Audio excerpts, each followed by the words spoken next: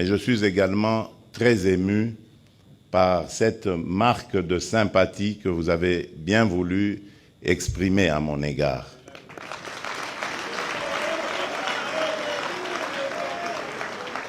Vraiment et de tout cœur, je vous dis merci.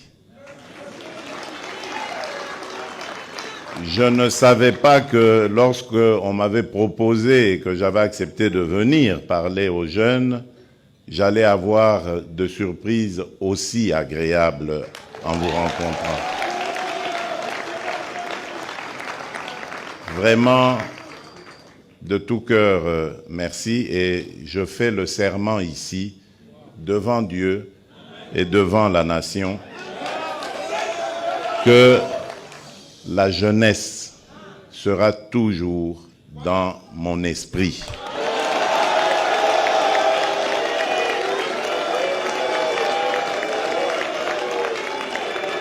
Je le dis et redis, devant Dieu et la nation, la jeunesse sera toujours dans mon esprit.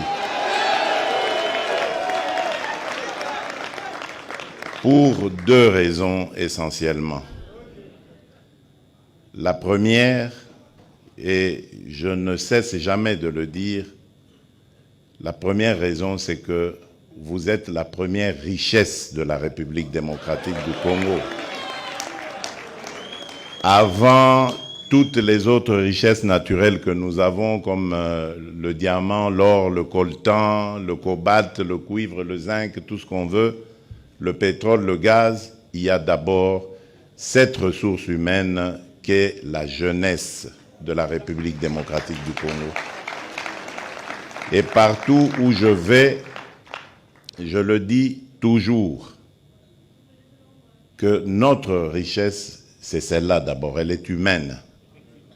Et c'est pour ça que nous avons le devoir d'entretenir cette richesse, de préparer cette richesse aux défis à venir. Et cette richesse, c'est vous, chers jeunes. Voilà pourquoi j'ai dit, vous ne quitterez jamais mon esprit.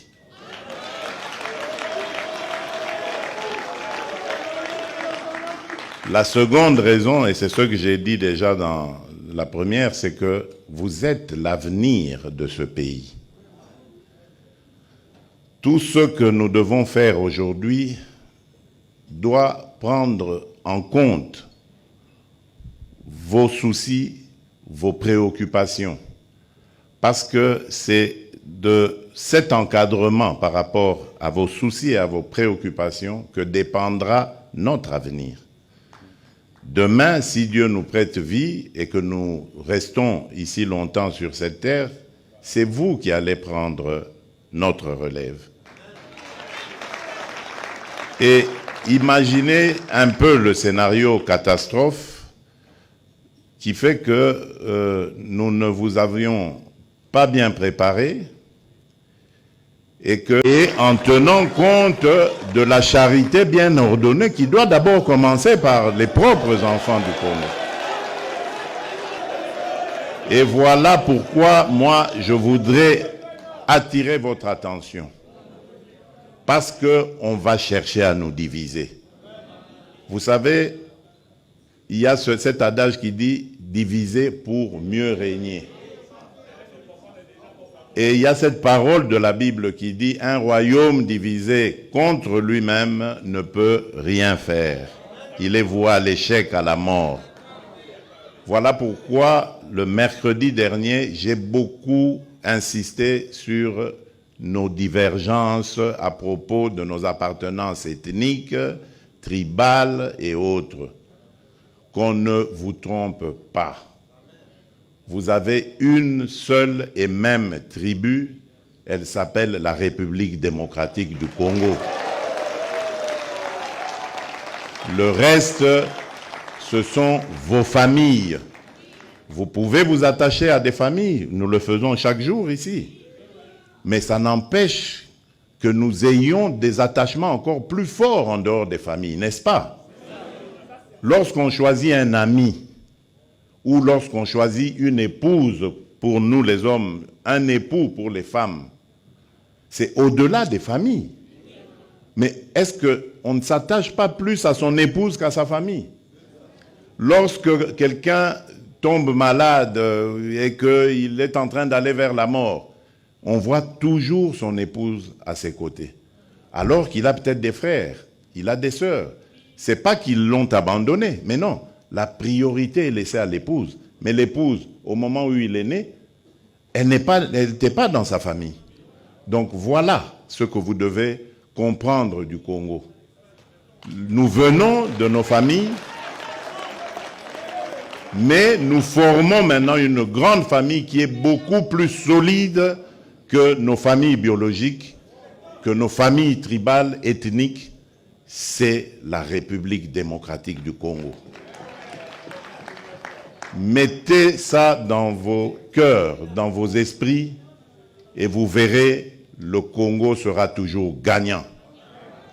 Parce que nous sommes forts, mais notre faiblesse, elle se situe dans nos divisions tribales, ethniques. Et lorsque les ennemis comprennent ça, ils viennent avec ces manipulations et ils réussissent à nous affaiblir parce que nous sommes divisés et incapables de faire front face à l'adversité. Je ne vous demande pas de haïr, ne faites pas ça. Ne haïssez pas les étrangers. Et d'ailleurs, à propos du Rwanda, ça ne sert à rien de regarder le Rwandais comme un ennemi. Non. C'est le régime rwandais avec Paul Kagame à sa tête qui est l'ennemi de la République démocratique du Congo. Les Rwandais et les Rwandaises sont nos frères et sœurs.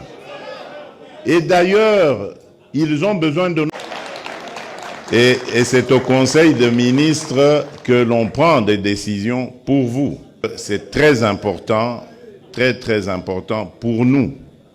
Au-delà de ce qu'on peut être, ce qu'on peut penser, c'est très important pour nous d'encadrer la jeunesse.